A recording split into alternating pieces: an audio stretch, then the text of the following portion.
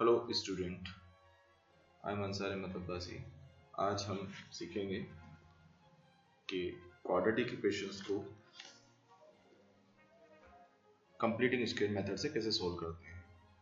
आज आप देखेंगे कैसे सोल्व करते हैं और इसका पूरा मेथड क्या है। सबसे पहले अपन एक एग्जांपल ले लेते हैं। सबसे पहले आप एग्जांपल देखें अगर अपन, तो मैं ले रहा हूँ 1/2, ठीक है, x square minus root 11x plus 1 is equal to 0। अब इसे हमें क्वाड्रेटिक इक्वेशन से सोल्व करना है, तो इसके लिए आपको सबसे पहले यहाँ पर देखना पड़ेगा कि एक्स स्क्वायर के साथ में कौन सी क्वांटिटी है। एक्स स्क्वायर के साथ में हमेशा 1 होना चाहिए पॉजिटिव। अगर कोई भी दूसरी चीज़ है तो आप उसको पहले डिवाइड करके या एलसीएम लेके उसको पहले 1 बनाएंगे आप, ठीक है, समझ गए। तो x square minus root 11 as it is x plus 1। अब यहाँ पर देखें अगर अपन तो एलसीएम लिया तो अपन ने यहाँ पर 2 आया, तो 2 यहाँ पर नहीं है तो इसलिए यहाँ पर मल्टीप्लाई में आ जाएगा 2। यहाँ पर भी 2 नहीं है, मतलब इसके साथ भी मल्टीप्लाई में हो जाए तो जो 1 है वो कितना हो जाएगा, 2 हो जाएगा, और ये इक्वल में आ जाएगा 0। इसके अपोन में अगर हम देखें तो इसके अपोन में आ जाएगा हमारे पास में 2 पूरा ऐसे, ठीक है, किसी को दिक्कत ना। अब इसके बाद जो सेकेंड स्टेप अगर हम देखें, सेकेंड स्टेप के अंदर क्या होगा, ये जो 2 है ये तो 0 में चले जाएगा इधर। यहाँ पर अगर हम ध्यान से देखें तो हमारे पास जो क्वांटिटी रह जाएगी x square 2 root 11 x plus 2, और ठीक है, और ये जो 2 है हमारे पास में, इस 2 को हम क्या करेंगे, इस 2 को हम सबसे पहले कांस्टेंट के थ्रू 0 की तरफ कर देंगे। तो हमारे पास में जो नई इक्वेशन आएगी वो क्या, कौन सी आएगी, वो आएगी हमारे पास में x square minus 2 root 11 x, और ये 2 को हमने उस साइड कर दिया क्योंकि मैं पहले भी बता चुका हूँ कि कांस्टेंट को हम उस साइड कर देते हैं, तो ये 2 आ गया। अब इसके अंदर से फर्स्ट स्टेप हम लेंगे, फर्स्ट स्टेप लेंगे हम, फर्स्ट स्टेप क्या लेंगे, जो इसका मिडिल है, मतलब x का मल्टीप्लायर है ना, वो नेगेटिव भी होगा तो भी हमें पॉजिटिव लेना, ठीक है, ध्यान रखना इस चीज़ का। तो अभी जो है नेगेटिव है तो हम पॉजिटिव लेंगे, इसको लेंगे हम क्या, हम लेंगे 2 रूट 11, और इसको हमेशा 1/2 से मल्टीप्लाई करते हैं। कोई भी क्वांटिटी हो उसको 1/2 से मल्टीप्लाई करना ही पड़ता है।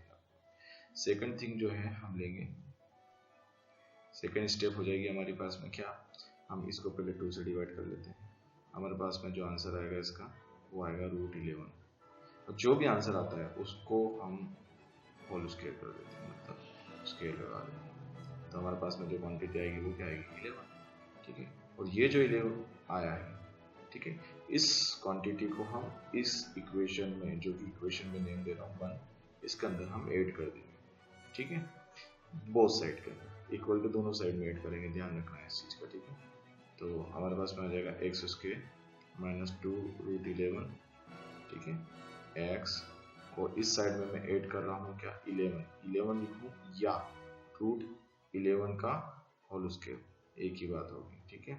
और इस साइड में -2 है वो रहेगा, उसके पास में प्लस कर दूंगा मैं 11, ठीक है, रूट 11 का होल स्क्वायर या 11 एक ही बात। अब यहाँ पर हम देखें अगर ध्यान से, तो हमारे पास में अगर देखें तो हमारे पास में ये जो क्वांटिटी है, ये क्वांटिटी कंप्लीटिंग स्क्वायर बन चुकी है। कंप्लीटिंग स्क्वायर मतलब हमारे पास में अगर हम इसमें फॉर्मूला देखें तो A square minus 2ab plus B square का फार्मूला, ये आइडेंटिटी अप्लाई होगी, जिसे हम कंप्रेस करके फिर से प्रॉपर लिखना है ना। इसके बाद हम देखें ध्यान से, तो हम डायरेक्ट हम इस क्वांटिटी को, अभी हमारे पास में ये क्वांटिटी है, इसकी जगह हमें ये लिखना है, ठीक है, तो हम 9 क्लास में भी देख चुके हैं। तो हमारे पास में माइनस जो साइन है उससे माइनस साइन आ जाएगा, और ये जो बाकी बचा पोर्शन है हमारे पास में रूट 11 ये इज इट इज, और इसका होल स्क्वायर लिख देंगे, ठीक है, a माइनस बी का होल स्क्वायर लिख देंगे। अब हमारे पास में इक्वल्स टू है 11 माइनस 2 हो जाएगा हमारे पास में 9, और ये हम यहाँ लिख देंगे, ठीक है। इसके बाद हम देखते हैं कि ये जो स्क्वायर है ये इधर शिफ्ट करेंगे हम, तो ये स्क्वायर रूट बन जाएगा, ठीक है। तो हमारे पास में जो आंसर आएगा वो आएगा x minus root 11 is equals to root में 9। और जब भी रूट लगता है तो प्लस माइनस लगता है, क्योंकि ये हमें मालूम नहीं है कि ये +3 की वैल्यू है या -3 की वैल्यू।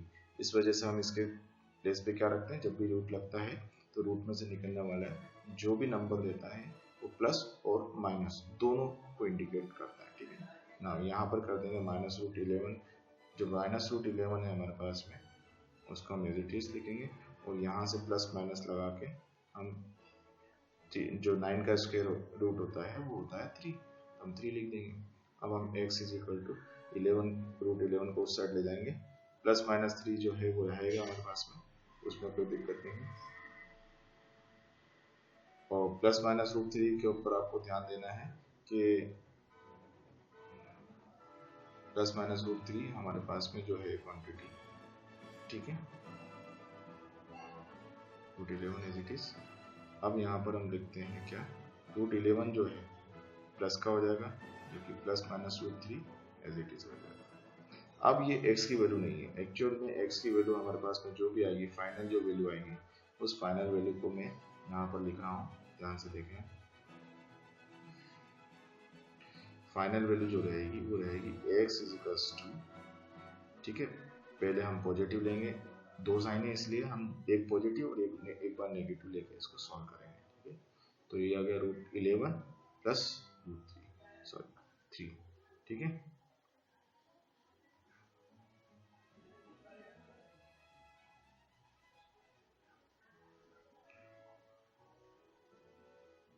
और इसको अगर हम देखें ध्यान से तो ये आ जाएगा हमारे पास में 3, ठीक है। और x इज इक्वल टू, जब हम नेगेटिव लेंगे तो नेगेटिव के अंदर क्या आ जाएगा बेटा, x is equal to √11 minus 3।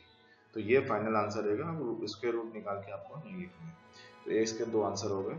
और ये जो क्वेश्चन हमने किया है by using the completing square method ही करा है। और एग्जाम के अंदर ये स्पेशली लिखाता है कि आपको कंप्लीटिंग स्क्वायर मेथड से ही करना है, ठीक है।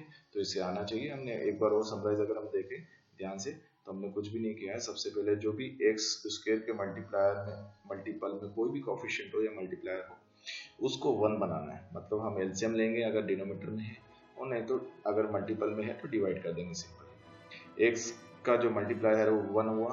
1 होते ही हमने क्या करा, इसको सबसे पहले जो कांस्टेंट था उसको इधर शिफ्ट कर दिया, ठीक है। उसके बाद क्या करा, कांस्टेंट को उधर ही रहने दिया। जो एक्स का मल्टीप्लायर है उसके लिए हमने बिल्कुल सेपरेट अलग करके निकाल लिया उसे, और उसे 1/2 से मल्टीप्लाई किया। 1/2 से मल्टीप्लाई करके डिवाइड हो गया, 2 से 2 कैंसिल हो गया, √11 आया। सेकेंड स्टेप हम क्या करते हैं कि उसको √11 जो है या जो भी है नंबर उसके स्क्वायर करते हैं। स्क्वायर करके बोथ साइड, दोनों साइड में ऐड कर देते हैं। ऐड करने के बाद हमारे पास में जो नंबर आता है वो जनरली कंप्लीटिंग स्क्वायर ही बनती है। आइडेंटिटी कोई सी भी ऐसी नहीं होती जो कंप्लीटिंग स्क्वायर ना हो। तो कंप्लीट स्क्वायर बन गया। स्क्वायर करके उसमें आइडेंटिटी लगा दी हमने, ये वाली, ठीक है। क्योंकि यहाँ पर आप देख रहे हो ये वाली आइडेंटिटी बन रही है हमारे पास में। ये आइडेंटिटी लगा के स्क्वायर जो आया उसको शिफ्ट कर दिया और फिर स्क्वायर रूट लगा दिया हमने दोनों साइड में। इस तरीके से हमारे पास में प्लस और माइनस दो आंसर आ गए, ठीक है। ये हमारा पूरा फाइनल आंसर होगा।